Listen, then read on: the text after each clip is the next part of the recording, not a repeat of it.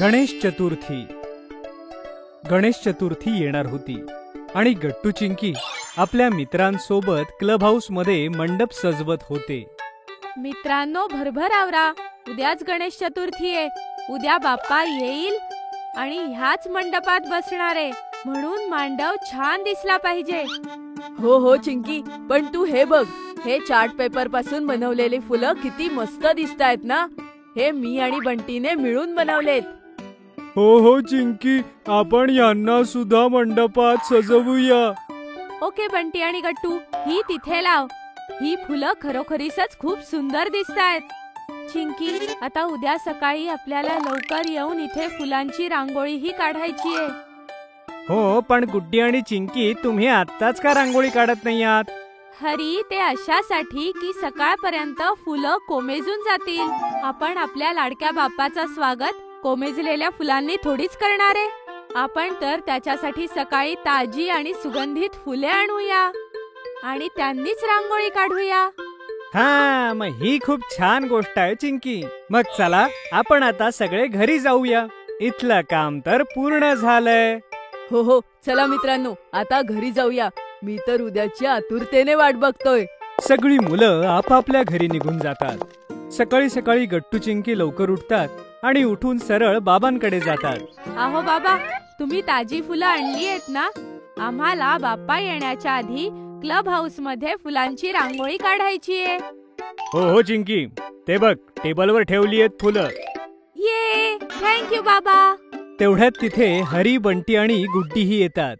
चल चिंकी, लवकर चल. बाप्पा येण्याची वेळ झालीच आहे आता. आपल्याला घाई करायला हवी. चिंकी आणि गट्टू आपल्या मित्रांसोबत जातात आणि क्लब हाऊस मध्ये सुंदर अशी फुलांची रांगोळी बनवतात. तेवढ्यात त्या सगळ्यांना ढोल ताशांचा आवाज येऊ लागतो. होय होय होय, असं वाटतंय बाप्पा आलाच आहे. बघा, ढोल वाजतोय. हो गट्टू, एकदम बरोबर. तेवढ्यात तिथे सोसायटीचे सेक्रेटरी अंकल आणि बाबा येतात. वा वा मुलांनो, खूप छान डेकोरेशन झालंय. पण चला, बाहेर चला, आपल्याला गणपती बाप्पाचं स्वागत करायचंय. सगळी मुलं खुश होतात आणि बाबा आणि काकांसोबत बाहेर जातात. बाहेर सोसायटीतल्या लोकांनी गणपतीची खूप छान मोठी मूर्ती आणली होती आणि जोर जोरात ढोल वाजत होते. गट्टू आणि त्यांचे मित्र सुद्धा ढोलवर नाचू लागतात. ओहो ओहो, Ganpati Bappa Morya, Ganpati Bappa Morya. Oh my friend Ganesha, तू रहना साथ हमेशा. ओ माय फ्रेंड गणेशा, तू राहा सोबत आमच्या. खूप डान्स केल्यानंतर सोसायटीतले सगळे मेंबर्स बाप्पांना त्यांच्या मंडपात बसवतात आणि त्यांची आरती करतात. जय गणेश जय गणेश जय गणेश देवा, माता जाकी पार्वती पिता महादेवा. आरती झाल्यावर सगळ्यांना प्रसाद मिळतो आणि सगळेजण क्लब हाऊसच्या बाहेर जातात. पण गट्टू चिंकी आणि त्याचे मित्र फ्रेंड गणपती बाप्पा सोबत बसले होते. मित्रांनो, ह्या मंडपात डोनेशन बॉक्स ठेवण्याची आयडिया खरंच खूपच मस्त होती. मला तर वाटतं की आज पहिल्याच दिवशी ह्यात खूप पैसे जमा होतील. हो हो चिंकी, जितके जास्त पैसे असतील तेवढं चांगलं. मग आपण शाळेजवळच्या NGO ला डोनेट करून टाकू. ते ह्याच्याने गरीब लोकांची मदत करतील. बाबा म्हणत होते आपण खूप छान काम केलंय. हो गट्टू चिंकी, चला ना, आपण आता सगळे बाहेर जाऊन खेळूया. हो गुड्डी, बरोबर बोलली. आपण सगळे खेळायला जाऊ. सगळे बाहेर खेळायला जातात. खेळता खेळता अचानक गट्टू चिंकीचा बॉल क्लब हाऊसच्या बाहेर जाऊन पडतो आणि गट्टू बॉल घ्यायला जातो. पण तेवढ्यात गट्टूची नजर क्लब हाऊसवर पडते. अरे, हे काय? क्लब हाऊसचा दरवाजा उघडा कसा? आम्ही जाताना तर बंद केला होता. तेवढ्यात पाठीमागून चिंकी आणि बाकी मित्रही येतात. काय झालं गट्टू, बॉल मिळाला नाही का? बंटी, बघ, क्लब हाऊसचा दरवाजा उघडा आहे आणि मला आतून आवाजही येतोय. बहुतेक आत कोणीतरी आहे. आपल्याला चेक करायला हवं. सगळी मुलं वाकून क्लब हाऊसच्या आत पाहतात तर आश्चर्यचकित होतात. आत डोनेशन बॉक्सच्या जवळ एक चोर होता आणि तो डोनेशन बॉक्स मधून पैसे काढत होता. हे काय मित्रांनो, हा चोर तर डोनेशन बॉक्स मधून आपले पैसे चोरतो आहे. आपल्याला याला आत्ताच जाऊन थांबवायला हवं.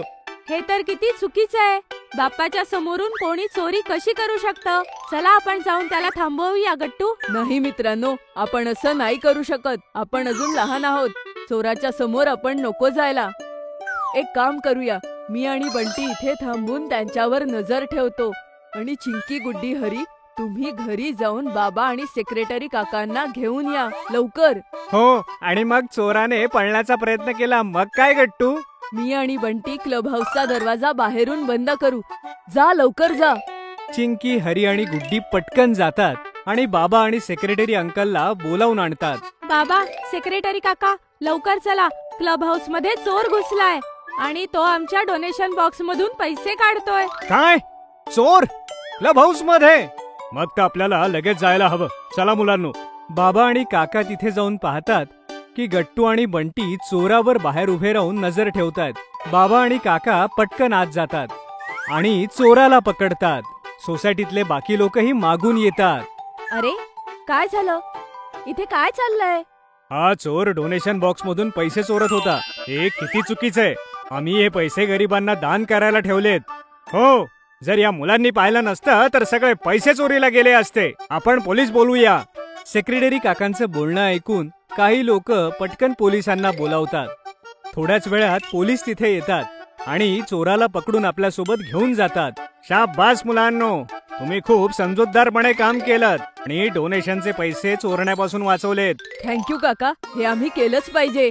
गट्टू बेटा, तू हे खूप छान केलंस की तुम्ही स्वतः चोरासमोर गेला नाहीत आणि आम्हाला मदतीला बोलवलं. कारण एकट्याने चोरासमोर जाणं खतरनाक होतं. सगळी मुलं आपलं कौतुक ऐकून खुश होतात.